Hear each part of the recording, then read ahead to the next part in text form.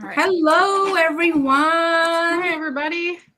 I hope everyone's doing well. This is Dr. Misbah Qureshi here with my awesome co-host, Deanna Pelly. We are here for our, is it third or fourth? Third, right? I think it's I the think it's third. third. Yeah. Yeah, because it's the month of Yeah. April, and I was cruising in Qatar the month of February. Mm-hmm. 4 minus 1 is 3. It's our third live LinkedIn event for I Choose Me, and we have an amazing topic.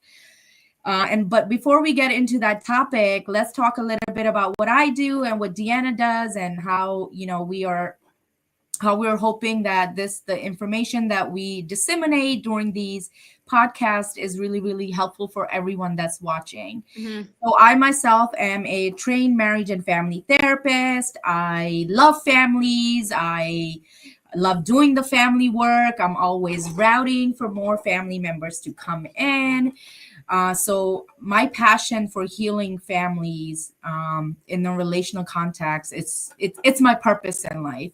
So right now I am live from Maryland, Towson specifically. I have a private practice here called Umeed Center for Healing Relationships. Umeed means hope.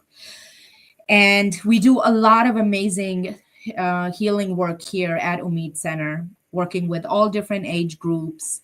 I have an amazing team, and no words can describe how I feel right now, especially because there's been some amazing families and couples that I work with that are transitioning out of therapy. So I feel really, really good today. So that's where I am. What about you, Deanna? How's your week been going? Oh, it's been a really good week so far. I'm in Minneapolis, Minnesota, and on Sunday we had like some glimpses of spring weather, which was fun. And now it's back to being kind of cold, but we had some glimpses of spring. So I'm in private practice here in the Twin Cities. I contract for 2 clinics. In my practice, I work with adults and adolescents, and I do a lot of long-term trauma work.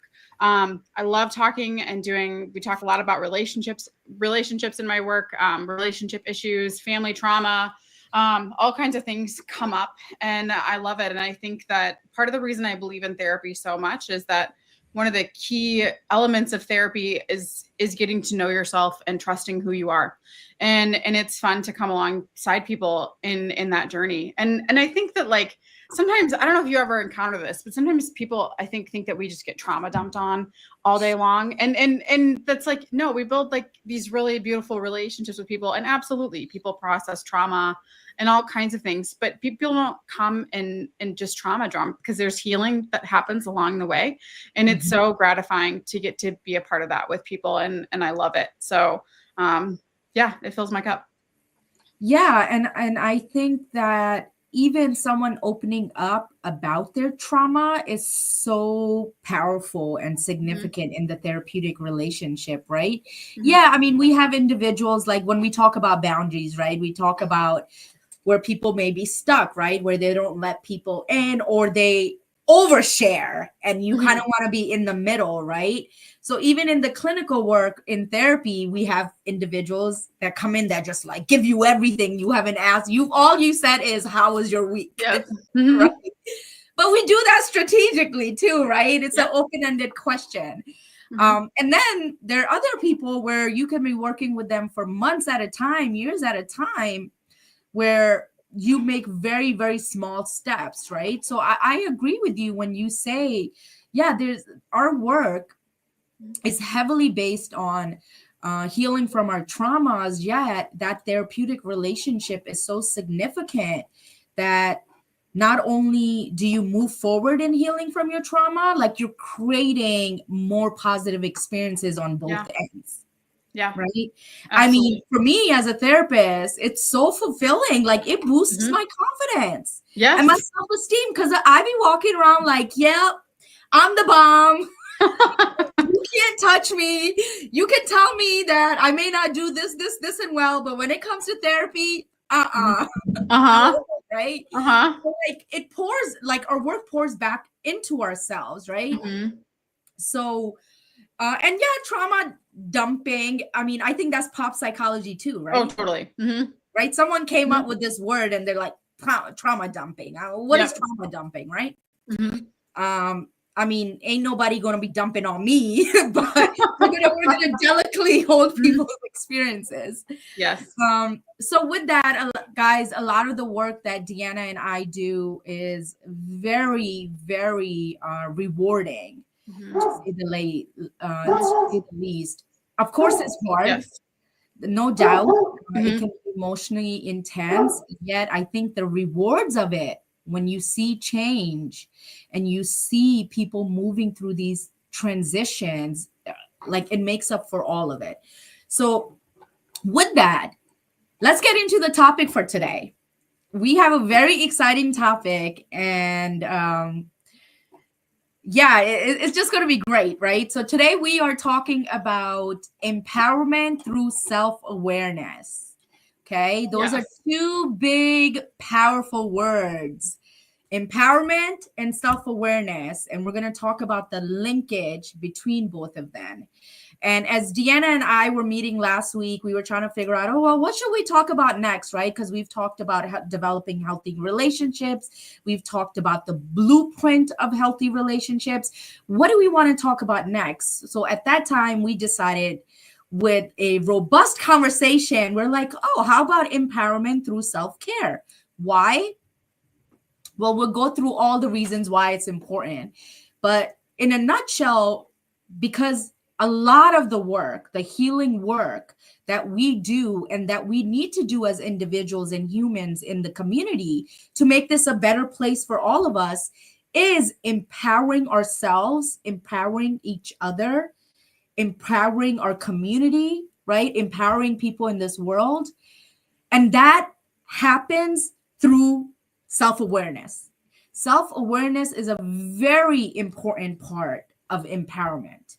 So we're going to talk about that today. And before we get into this informational session, I had a quick question for you, Deanna, and maybe for the people that are watching, you guys can, answer it and put some comments in the box.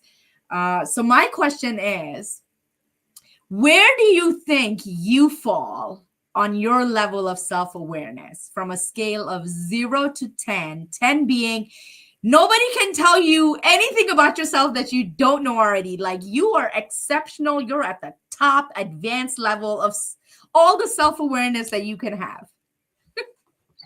Okay. So with that in mind, I would say, all right, being a therapist, I think certainly lends me towards looking at myself a lot more, probably. And I've done over 10 years of my own therapy. And so I would probably say I'm about a 7.5 in terms of self-awareness. I don't think you can ever actualize into like perfect self-awareness. But I'm pretty self-aware. I do my best to take the time to really stop and pause and think about what's happening for me and in my internal experience, especially if something difficult is arising. And I think I take it similar in the therapeutic work, and we've kind of talked about this before in therapy and in relationships, a stance of curiosity. I take that both outwardly in relationships and then inward towards myself, which is like whatever's happening with me, I try to get curious about it and understand what's going on. And so I have room to grow and I can always know more, but that would be where I would say that I fall. How about you? I want to know. You said 7.5? Somewhere in there. Yeah. So my initial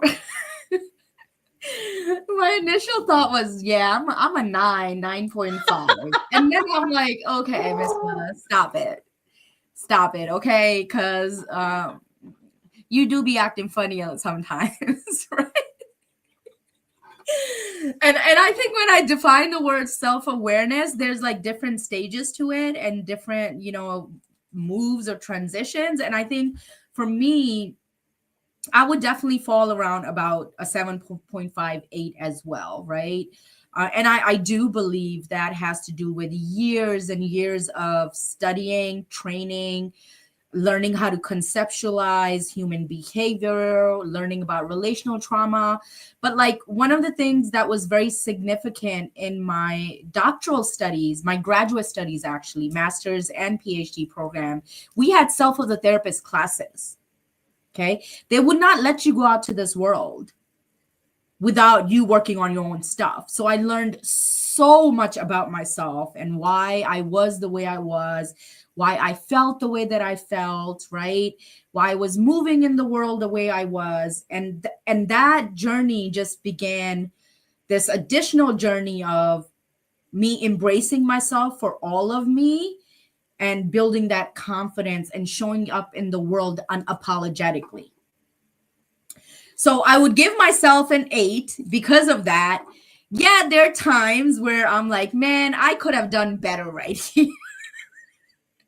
And that's the piece of self-awareness. Like the last component of self-awareness is like, what are you actually doing with that self-awareness to bring about change? And I think because we're humans and we get triggered, everybody is prone to triggers, right?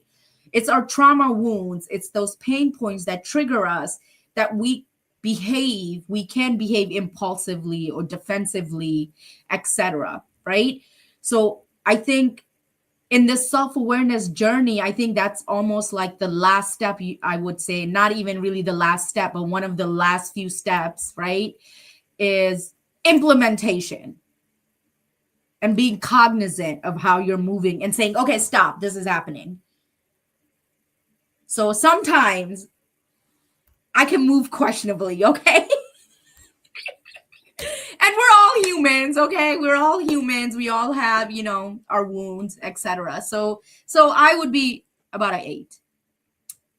I think that's fair. I think, you know what? I think that's a great place to be. If we could all be around a 7 or 8, like that would be really great. Because I think actually most times people really aren't very self-aware. That's what I find, and more often, certainly in clinical work, is a difficulty with really being able to self-reflect and know and trust your own internal experience. That's hard to do. Yeah. Mm-hmm. And I think it's important to note here is that we're always evolving and we're changing and we're growing. Yes. So self-awareness comes with time. And self-awareness is also about those changes that come down the pipeline for you, right? So again, the concept seems very simple, yet it's very, very complex, right? So with that, you want to get into it? Let's talk about self-awareness. Let's talk about why we chose this topic. Why we chose this topic for our 3rd episode. So Deanna, you want to start? Let's talk a little bit about empowerment and self-awareness and how it shows up in our work. I do. So I'm curious, as I get into this first, how much can you hear my dog barking in the background? How loud is that? Can you hear him? I mean, I can hear him, but I'm so excited. I'm not worried about him. I'm just hoping he's not driving people crazy. I'm feeling a little worried about that. Speaking of self-awareness, I'm very aware of his noise. And so if it's bothersome to you, let me know and I will go try to put him somewhere else. It's the time of day where everyone comes home from work. And so he's got a lot to say about it. So he could. Let's leave him at his authentic self right now. Yes. That's how he's feeling. He's excited. Yes. Yes. Okay. So you posed a question to me, and actually I just forgot what you just said because I was so concerned about my dog. Can you... Why we're diving into our clinical work around empowerment and self-awareness. Yep. So I think that self-awareness is truly like a key component, if not the most important component to resilience and being resilient.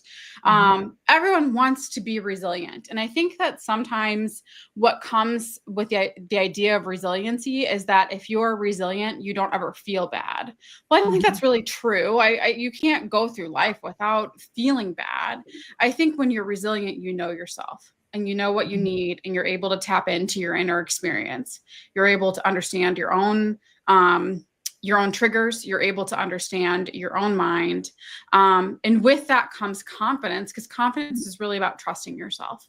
And so I think that this is a huge topic because I think many of us are not set up to be able to self-reflect very well.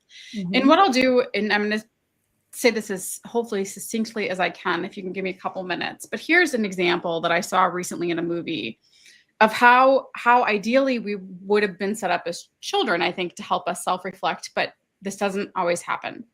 I was watching the movie Man of Steel, and it's a movie about Superman. And I did not know until I watched this movie that Superman is from a different planet. I had absolutely no idea. This is not my genre of film, but he's from a different planet. He comes to Earth and he's raised by 2 human parents. When he's a young child, he's sitting in a classroom in this movie, and his powers are starting to come through, and he's seeing like his teacher and classmates in a skeletal form. And it's very overwhelming, and he's very overstimulated, and he runs and he locks himself into a janitor's closet, and he won't come out. And his mom comes, and his mom is talking to him through the door, and she's trying to get him come out of the closet, and he won't do it. And he says to her, he says, "The world is too big, Mom." And she said, "Then make it small." And she ultimately orients him to the sound of her voice, and he does come out of the closet. What I think is so impactful about that scene is that she's able to mentalize his experiences and understand and join him in that experience, which teaches him to trust himself, is what that ultimately does. When we have someone that believes our experience as it is, that leads to trusting ourselves and feeling confident in our own internal experience, even if it's not what we wish it was and not how we wish it looked. It helps us to understand our own needs. It helps us to understand what's happening in our bodies, and how to ask sometimes for what we need from others. And that is being able to self-reflect, and being self-aware is a gift, and it is a skill that has to be honed in on. A lot of people miss out on that in childhood, and ideally that happens in development, because then we grow up with it.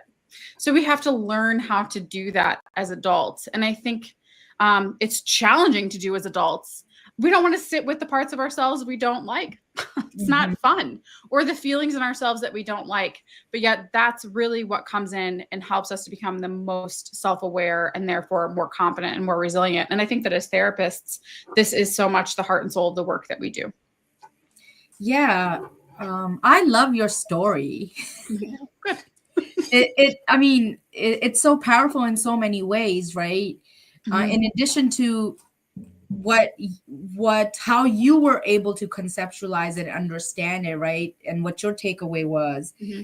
My takeaway, in addition to that, was like when Mom said, you make it small, or make it small, right? To me, that was very empowering, right? For him, right? What she was teaching him is that you have power. You are somebody. You can control things in how you see it. And those are the things, unfortunately, we are lacking when trauma happens in our life. That empowerment, that encouragement, that feeling of like, oh, I can conquer the world, right? Impacts how we show up. Yeah. And how much we show up. That human to human connection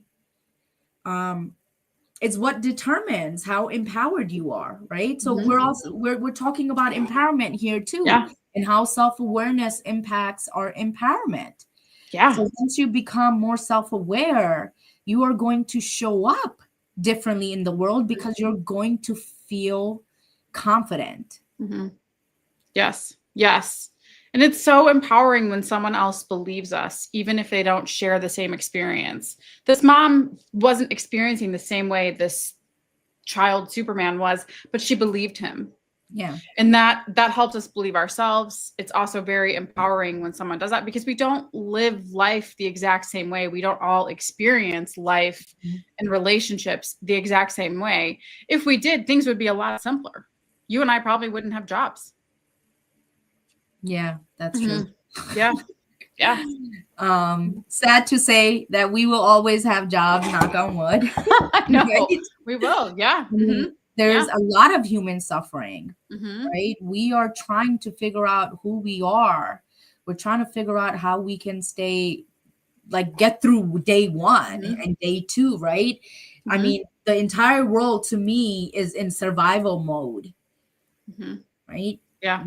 Part of the work in therapy is about, and just even community, right? And like living in a better world, right? Is moving from surviving to thriving. What does that look like? And it starts with individual work, relational work, family work, community work, and then political, socio-cultural, global work, right? International work, which is why relationships are so important on so many different levels. Oh, absolutely. Yeah. Yeah. And we need relationships. Yeah. Yeah. They happen all over We our do. lives. Yeah. And I wish with a click of a button, they would all be amazing. No. Bring us a source of strength, a source of empowerment, a source of joy, right? Which is why relationships are so intrinsic, right? Like, even when you're talking about, you were saying something earlier, it made me think about like how we're taught and we're told growing up. Like, I remember hearing, especially as a young adult, trust your gut, trust your intuition. And you're like, yeah, I think I know what you're talking about, but what are you really talking about? And then when you start learning more about yourself, you're like, oh, that's what that means. Your intuition, that feeling of uncomfortableness, or that little thing that happens in our tummies or whatever part of our body, that's what they mean, right? But it isn't until we have self-awareness and that we're able to identify, how we can empower ourselves. So I think with that, what we want to do is, so that everybody has some takeaway, right? To go back with themselves and be like, okay, what is self-awareness? So I wrote down some bullet points, and Deanna, please feel free to add to that around what self-awareness really, really means, right? And I would love to hear what other people have to say about self-awareness. How do you define it? What does it mean for you? How do you become self-aware? So feel free to throw comments in there, and we'll come to them as we see them. So one of the first thing, like the basic definition of self-awareness, is what? Knowing ourselves. When someone says, what's self-awareness? Are you self-aware? We automatically like, yeah, of course I'm self-aware, right? It's knowing ourselves. Absolutely. At the basic level of self-awareness is knowing ourselves. And what that means is, what do we like? What do we dislike? Where do we come from? What are our expectations? What's our cultural values, right? It's about, what's my favorite color? My favorite food? Where do I not want to go? What hobbies do I have, right? What's my group of friends look like, right? So at the basic level, that's knowing yourself, being self-aware, so that you can move in the world in a certain way. Okay, well, I love bowling, so me and my friends are going to go bowling. Or I love my red lipstick, so I wear it all the time, right? Jewelry is my thing, right? That's always been my thing, right? So what are some things you learned early on about yourself, Deanna? Oh gosh. One of the things that's really big for me in terms of self-awareness is that I have to have time alone. And it means sometimes that I have to say no to and disappoint someone else who wants me to go do something. And I have to say, no, you know what? I have to just like sit and either like not think about anything or watch a cheesy sitcom where I can just check my mind out. But that's one of my biggest spaces of self-awareness, is knowing when I need to take a break and a breather and have some alone time. Yeah. Yeah, yeah. Yeah. I get it. Yeah. I get it. Mm-hmm. And it's just a form of peacefulness, and it goes back to self-reflection too, right? Having time to like really be in solitude and really embrace yourself and honor yourself and what you need at that time. Which adds on to a next bullet point of self-awareness. So the second piece of self-awareness, and again, guys, this doesn't go in any specific order per se. These are all important. They may just like the intensity, or like the what's the right word to describe it, like the growth and evolution of self-awareness like changes with time. And what I mean is like it just kind of gets deeper and deeper as you get older and become more self-aware, right? So we start with the basics and then it just gets a little bit meatier. Yeah, because we're constantly developing over the course of our whole lives. We're developing, and so yes, absolutely, it comes up. It's a lifelong process. Yep. So another bullet point Deanna and I had was it goes to what Stephanie is saying. She's saying understanding our emotions. And we absolutely agree. Understanding our emotions is very, very important. And I think it's more than that. It's also being able to express and articulate ourselves. Mm-hmm. Yes. Right? So when you become self-aware or when you're in that process, are you communicating and expressing yourself to other people, you know, as you're showing up in the relationship? So for example, like if me and Deanna were like in Towson or Minnesota, right? I'd be like, yo, D, let's go out tonight. And she doesn't really want to. She's got to speak up, right? Nah, Q, no, right? And I have to honor that and not let my feelings of possible rejection or like, oh, why doesn't she want to hang out with me, right? Like I would need to make sure I'm not internalizing it as something as in she doesn't like me, she doesn't want to do anything with me. Right? That's self-awareness. So if Deanna says no to hanging out with me, it's not because I'm not liked. It's because she needs time to herself to recharge her social battery. Yeah. And I have to be able to cope with the fact that you might be disappointed. Like, because again, there's this like emotional currency that I've talked about that runs in relationships. And this is a way that can manifest is like sometimes when we take a time to feed our own needs or take care of ourselves, we disappoint someone else in the process. You're allowed to be disappointed, and I'm also allowed to say no.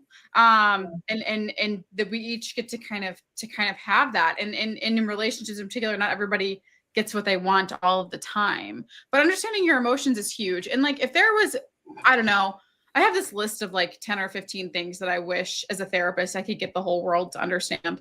And one of them at the top is that you cannot go through life without feeling bad. It's not going to happen. You're going to have times where you feel bad. And this is one area of self-awareness that I think is actually in self-reflection that's really hard, is that people don't want to reflect on bad feelings because they feel bad, but also because sometimes people have a tendency to associate feeling a bad feeling with somehow being bad, that if you feel bad, that somehow makes you bad. Feeling bad makes you human. That's what it makes you.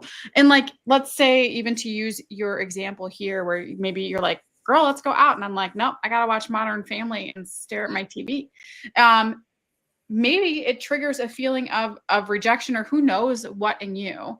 When you take the time to look at that and think about that and understand what's happening for you, usually where you can understand where that comes from, maybe why that's a particular pain point for us. But then also with that means like you work through the feeling faster actually than trying to pretend that feeling bad doesn't exist. We usually work through it faster when we take the time to self-reflect and understand why it's there.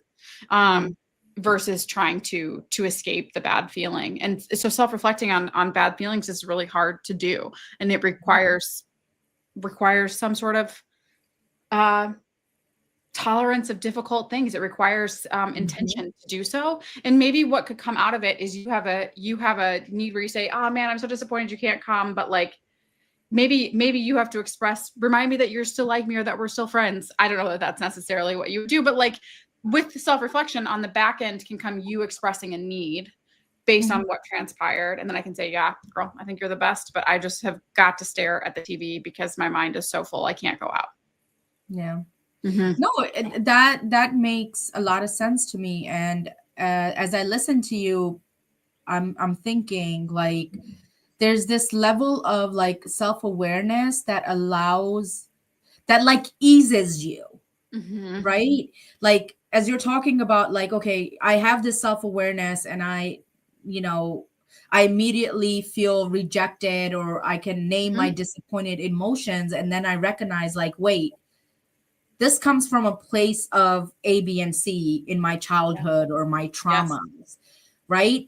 Mhm. That will allow me to work through that emotion very quickly, but also that emotion is going to get minimized as in like it's going to lower, because then I can come back to reality and say, hey, those emotions, overwhelming feeling of disappointment or rejection was tied to my past, yet these are the ways that Deanna shows up for me. Yes, absolutely. This Yeah. right. And then I'm just gonna move on and be like, okay, well, when are you free? Or wait, can I join Exactly. you? Right? Can I join you? Can I come bother you? Or I promise I won't, I'll just lay there and watch Modern Family with you Yes. as well, right?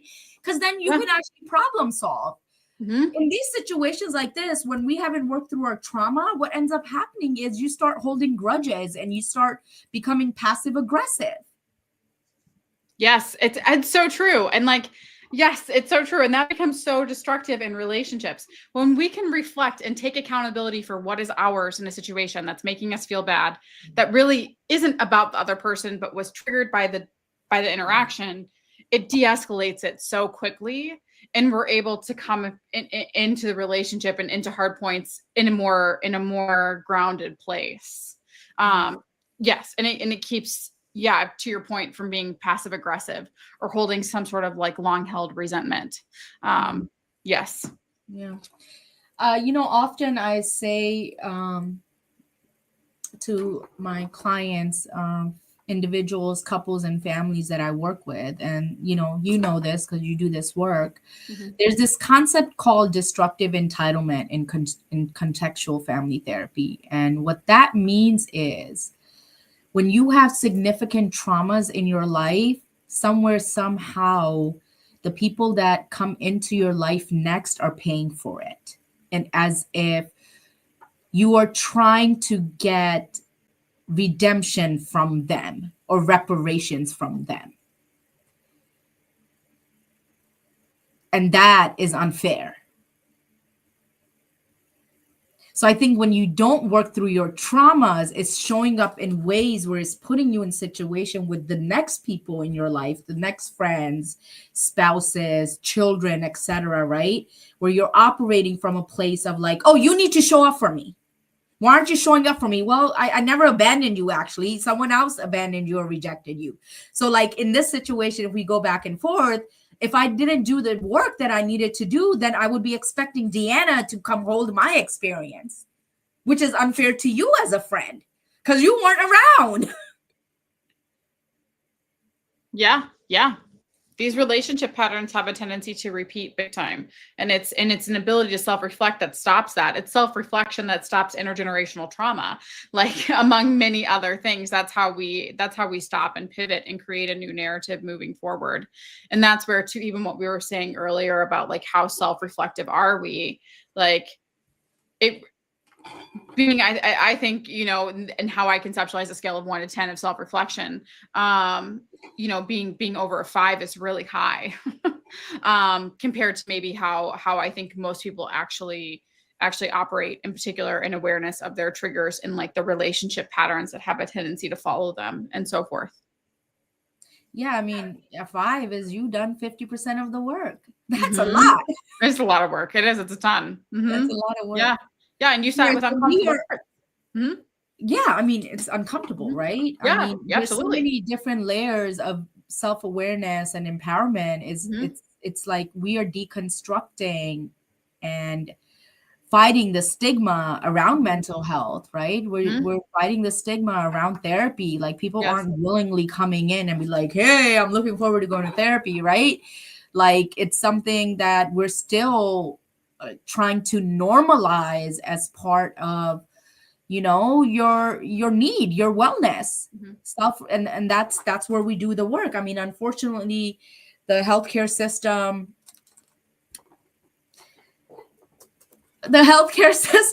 right? Like there's a lot more work to be done in the integration of mental health in it. Yeah.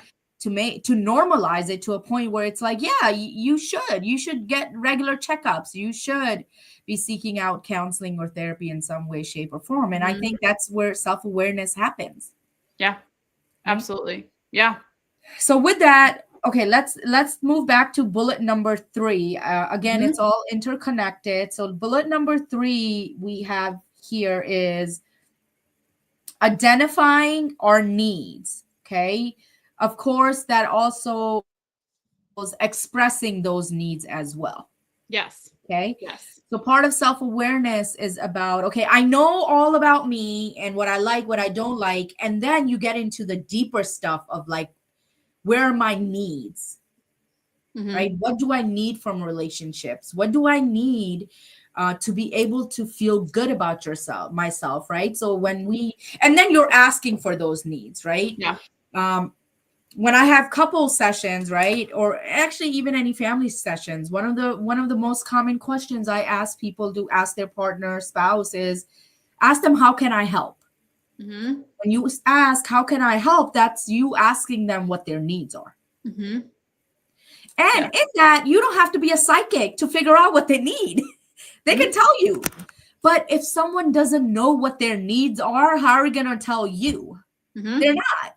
Yeah. Right? Yeah.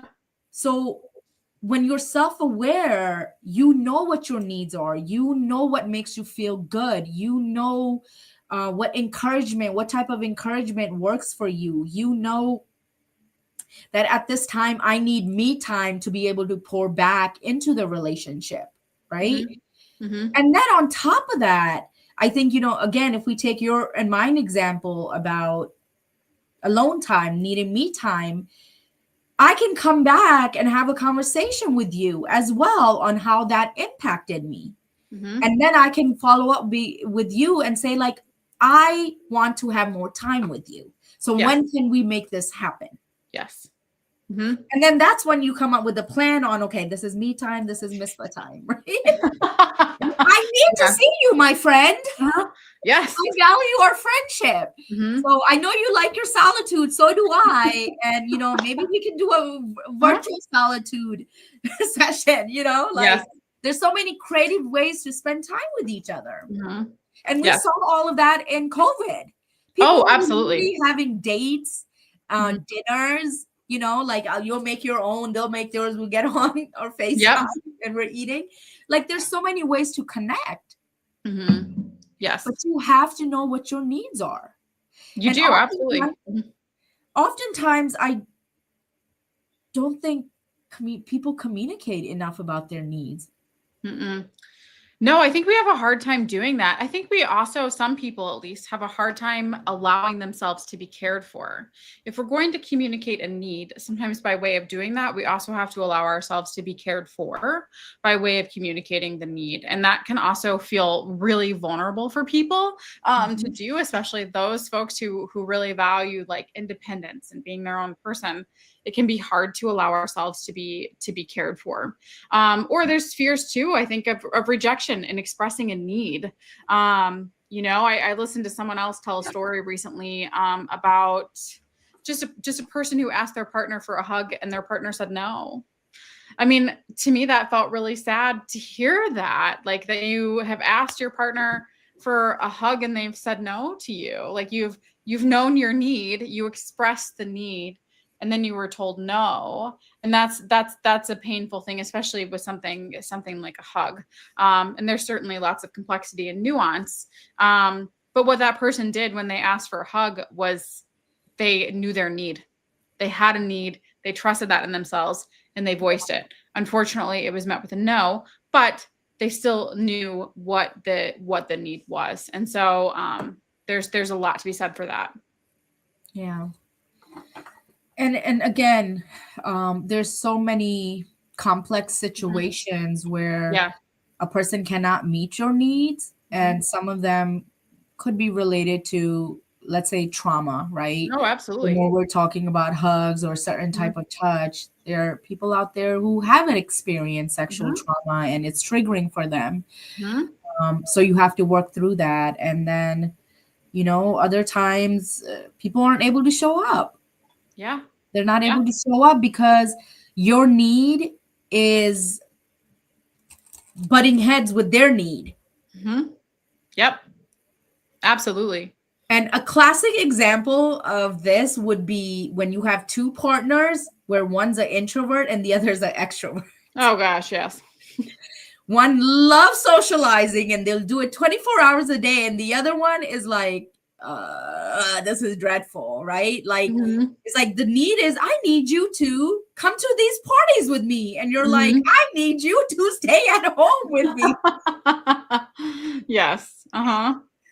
And then obviously you find a nice balance. You meet each other in the middle so that it's not too excessive, right? Mhm. But that would be an example of how it can be difficult to show up to Mhm. meet someone else's need when it contradicts your need. Yes. Absolutely. Yeah. And sometimes we have So, to. Mhm. so therapy helps Mhm. you identify your needs, because there's Absolutely. certain needs that we don't even know we have, and we're Mhm. moving in this world like Mhm. we do. Mhm. Yeah, therapy is a huge component of that, helping people to trust themselves. That's one of the things that we do in therapy is help other people trust themselves. I think a lot of times people come to therapy and I feel like sometimes they're looking to me to give them the answer about themselves.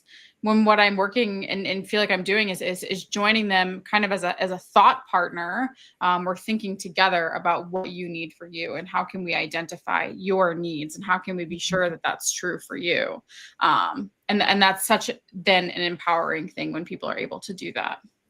Yeah.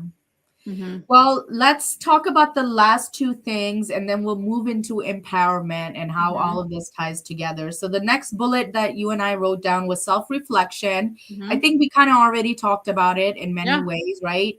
Mm-hmm. I would just add that self reflection takes intentionality, self Yes. reflection takes time, self reflection happens when you create space for yourself to sit down and like really take a breather, right? So when you were talking about that time earlier, right? You wanted to be on your couch in your space doing your thing, right? That's Mm-hmm. one form of self-reflection, right? At that time you're kind of taking everything in, you're letting all the stress that you may have had over the week just kind of unwinding, right? Mm-hmm. And like just being in your space, right? And then there's other forms of self-reflection where you actually sit down and maybe have a meditative room or a prayer and you're thinking and you're actually journaling and you're asking yourself the hard questions, right? So self-reflection can look very different for different people. Yeah. But what it's really about is like tapping right back to yourself Mm-hmm. to see who you are, what's going on in your life, and how you want to move forward. Yeah. Mm-hmm. And the main piece about self reflection that I want to encourage everybody to think about is, how can I be my best self by myself? In the Mm-hmm. sense that, what do I have control over? Because we don't have control over what anybody else does. We don't have control over how they respond, but we only have control of ourselves. What do I need to do to move in a certain way so that my life is looks the way that I envisioned it, the way that I dreamed it, so that Mm-hmm. I'm living in my purpose? What do I need to do? Self reflection is not about, oh my God, that person did this, that person did this. Oh my, it's about how can I be a better version of me and the best version of me. Mm-hmm. Yeah. And I think what that means, it's nice when we self-reflect, it does involve like looking at and thinking about the parts of ourselves that we don't like or that we wish were different. If we want something to be different, we need to understand why it is the way it is, which means you got to look at it. If you wish that you didn't snap at your partner or your friend or whomever the way you do, that you have especially if it's a pattern that you get irritated in a certain way, you snap in a certain way. If you wish that wasn't true, you got to look at it and understand why it exists. What's coming up for you? Why do you have a tendency to respond the way you do? Not for the point of shaming yourself, but to understand what's happening. Because with that, again, that can actually understanding what's going on can de-escalate what's happening within you. And then the self-reflection is how we can learn and understand how to change things for ourselves. And we can change and be who we want to be. Very much so. But yeah, we all have parts of ourselves that we don't like and that we don't want to look at. but not looking at something that's hard to look at doesn't make it go away. And we glean a lot from understanding even the uglier parts of ourselves. Yeah. It makes me also think about like when you just said we can change. Like for me, whether we it boils down to we do change, right? It's just a matter of whether you take control of that change and what that looks like for you. But the reality is, as you're moving through this world, you're going to change. You will not be the same person that you are at 20. You're not going to be the same person at 25, 30, 40. You're going to change. The world is going to change you. Life is going to change you. You just need to take control of what that change is and whether it's for your betterment or for your worse. Yeah. And you know, I do have a story to share, and I often see this a lot in our older generation, right? So as I look back, I think I've shared about my family of origin and our cultural background, like things like I'm sorry or I love you are not normal. Like parents just don't say that. We know they love us, but they don't say I love you. It's getting better. We know there's parts of them that do feel sorry if they, you know, do something wrong in their parenting world, but they don't say I'm sorry. And that's one thing. Those two things were two things that I did not ever imagine my dad doing. Just never imagined it growing up when he was younger in his 40s, 50s. Yet life happened. And as he got older, he became more sensitive and more remorseful.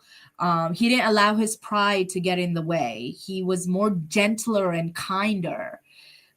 He realized that, you know, he needed to use certain words. He needed to apologize because he's human and he doesn't have to live in the patriarchal beliefs system his entire life. And I contribute that change to age and experiences. Yeah. My dad didn't go to therapy. I wasn't sitting there like, hold yourself accountable, Dad. You did this, or Mom, you did this. No, but life happened outside of the therapy room and they were able to evolve and grow in a good way, right? I mean, me being a therapist, did that have something to do with it? Probably.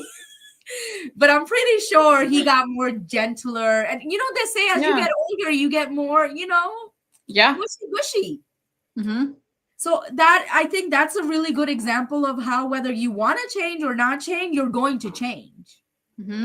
I mean, people can grow into being old grumpy men too, but I'm glad it wasn't my dad. He wasn't. Life is about change, and you're going to be changing. Absolutely. Yeah. And things come our way in life. Yeah, a lot of things. We are in positions where a lot of balls are being thrown at us, and we either have to catch them or, you know. So with that, the last two things that you and I wrote down around self-awareness were accountability and authenticity. And I think that it would be important for us to talk about those individually, but also how it ties into empowerment, right? So you and I know I definitely have talked about this some of my other events. What is accountability, right? There's different stages to it. Accountability is first being self-aware that you have wronged someone or something has happened. Let's say, what's that word? Today I'm like just getting stuck. A rupture in the relationship has happened, right? And then the second piece is like actually apologizing, right? And acknowledging and identifying it as happened. I've done something. I'm sorry. And then the last piece is about what are we doing differently? How can we continue to make amends? How are we changing? What is needed to remain consistent and be mindful that it doesn't happen again? And I think the first two steps are very easy for people. It's the last one that people get stuck at. Yes. Right? And with self-awareness, obviously, when you're self-aware, that's when you're able to be like, oh my God, I messed up here. let me do better. Mm-hmm. Right? Let me change. And it's a source of empowerment. Yeah. Right? Yeah. You're empowering yourself, you're showing up courageously, but you're also empowering the other person Mm-hmm. as well. Mm-hmm. Yet for you to be able to do that, you have to be able to know yourself authentically. Mm-hmm. And that's what the journey of self-awareness has been like. When you're on this journey of self-awareness, the more self-awareness you achieve, the more authentically you start showing up in relationships. Yes. The more confident, Mm-hmm. right? And this all ties back to the work that we need to do to find our voice. So, what is empowerment? Empowerment is finding your voice. And then, in its simplest terms, definition is Mhm. finding your voice and helping others find their voice. Mm-hmm. The work that you and I, Deanna, do, it's all about empowerment and self awareness. Mm-hmm. And Yeah. it's like the simple things, right? Like it's not even anything so big that I said that was like so, came from a really famous psychologist or something, right? It's just like little simple things like last week I was in a couple session and I was telling the dad about how much of a hard worker he is in taking care of his family. He works really hard. Mm-hmm. And I don't think he hears that Mm-hmm. from his family as Mhm. much. And like you should see the look on his face. He's like, thank you so much for saying that. And all I did was name what he's doing. Mm-hmm. But that was also empowering him and letting him know how amazing of a dad he is, that the parts that he doesn't like or the parts that brought him to therapy are the ones he can control and actually work on. Yeah. Yeah. Mm-hmm. So empowerment comes through self-awareness. Absolutely. And it helps us live, I think, our most authentic self. When we are empowered and we know who we are, we can live in line with our values, with who we want to be. We engage in relationships in a way that's authentic and, again, who we want to be. And yeah, that's an attractive and alluring quality in someone. To see someone who's empowered to live and be who they are, not who they wish they were, or not who others are telling them they should be, but who they feel that they really are, and live according to those values. And that knowledge and that awareness is a gift. Yeah. Mm-hmm. It sure is. And it's a gift that we want everyone to have. Mm-hmm. Right? It's a gift that I believe and we believe that everyone should get. Mm-hmm. And it takes work. Yeah. And it takes work because we are living in a society, living in a world that has pain. Mm-hmm. It's been going on for centuries at a time, as far as time goes back, right? It's the human condition. Mm-hmm. We're not experiencing anything new. It's been going on since the human condition. Mm-hmm. Yet it just shows up differently, or it may have evolved in a different form. Like, for example, we have cars now. You can get into car accident. At one point, we didn't have cars. People had camels. Yes. Yes. Right? Uh-huh. Even with social media, we're talking about cyberbullying. At some point, social media was not a thing. So cyberbullying couldn't happen. Yeah. That happened in my lifetime. Social media was not a thing. Right. Mm-hmm. Yeah. Yeah. I remember when there was no social media. Mm-hmm. Yeah, I remember pagers. Forget Oh about yeah. I remember pagers. I remember what are they called? Phones? Mm-hmm. Poles? Landlines. Landlines. Well, landlines still exist, but Yeah. the phones that we put quarters in. Oh, like payphones. Payphone. Yeah, I remember dialing 1-800-COLLECT if I needed, or collect calls if I needed to get a hold of them. I remember calling cards and how expensive they yeah. were. We couldn't talk to our family member. You had to pick and choose who you were going to call. And now Yeah. everybody's on WhatsApp and all these other Oh, things. I I'm know. like, stop calling me. I know. All you Yes. need is Wi-Fi. Stop calling me. Yeah, yeah. Um, When I was a kid, to call our grandparents out, like out of the city, we had to wait till 7 p.m. on Sundays to make a long distance phone call to talk to my mom's mom and dad in Kansas City, Missouri. I was in St. Louis, Missouri. And we waited till 7 p.m. on Sundays for that phone call. Mhm. that's so funny. It was I actually like love- a really fun time, but yeah. yeah, I mean, it's something we look forward to, Mhm. right? Yeah. I remember times where Verizon or other phone companies, they after a certain time, it was unlimited calling. Yes, yes. Or if like someone was in your same carrier or whatever. Things have changed rapidly with all of that. It's been a very rapid change. Uh-huh. Yeah. Mhm. Yeah, and I think, with that, if we tie it back to our significant topic today, Yeah. empowerment through self-awareness, right? There's so many new ways to empower people, Yes. right? Like the possibilities are endless. Mhm. You can send a text message so quickly to say good morning, or I miss you, or I hope you have a great day, Mhm. right? Like, and we need to use those resources. That's what we need to do, Mhm. Yeah. right? Yet it Yeah. comes from a place of when you're feeling empowered yourself. Mhm. You are Yeah. unable to empower others when you're not feeling empowered. Mhm. Mhm. When you find your voice, you can give voice to others to find theirs too. It's a transformative process through self-awareness. Yes, I have a friend who's so good at this. I remember going out and going shopping with her, and I was looking for a dress for a special occasion, and she was helping me out. And when I was trying things on, I looked at her, I'd be like, "What do you think? What do you think?" My sister was there. My sister was, she's my best friend. She's ready to hop in with an opinion. And my friend would actually pause and she'd be like, "I want to know what you think first."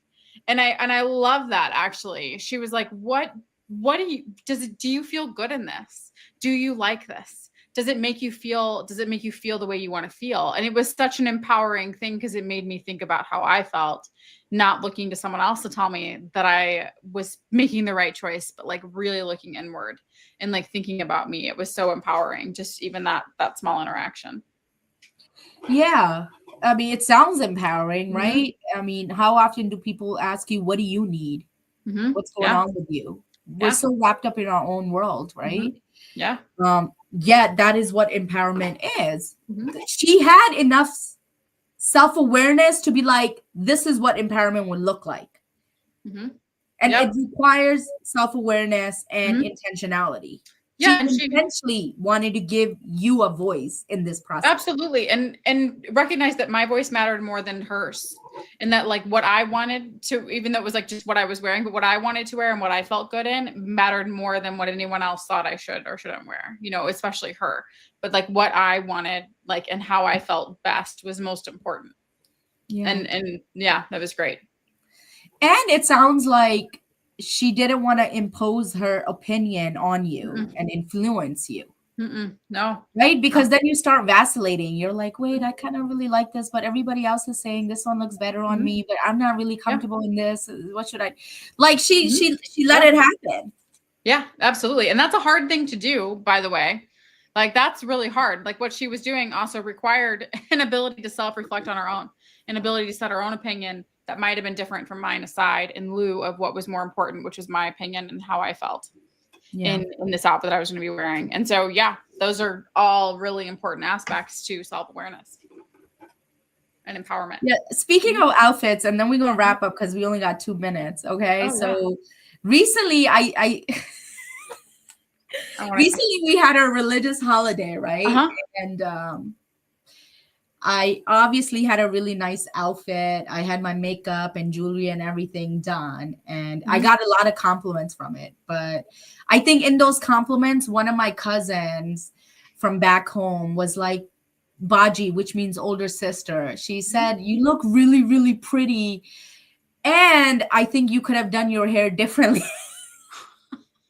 And the reason why she said that, we have that type of relationship, right? And she said that this style is backdated in Pakistan, right? So in America, you guys may not feel it as much, but the trend has changed a lot. So basically, she was saying I was out of fashion with my hair.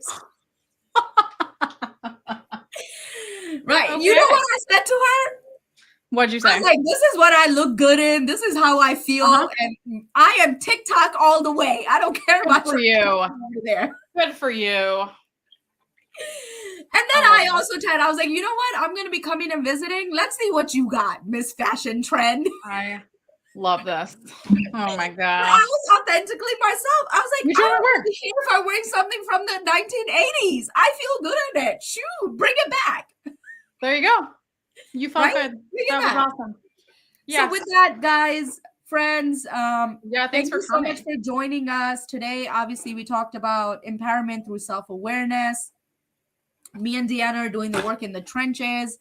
You know, reach out to us on LinkedIn. We will be back next month on the second Tuesday if everything goes well. Again, this week, this month was a little different week, but we're trying our best, right? So we will have an amazing topic next week, next month as well, and hopefully you guys can reach out if you need anything. Definitely DM us, and we'll get back to you. Yeah. And with that, enjoy the new weather. Going to the summer, the pools are opening, so have a whole lot of fun while you're doing this healing work. Yes. All right, take care. Bye-bye. Bye. Bye. Where's my thing is acting up? Uh-oh. Okay, there we go.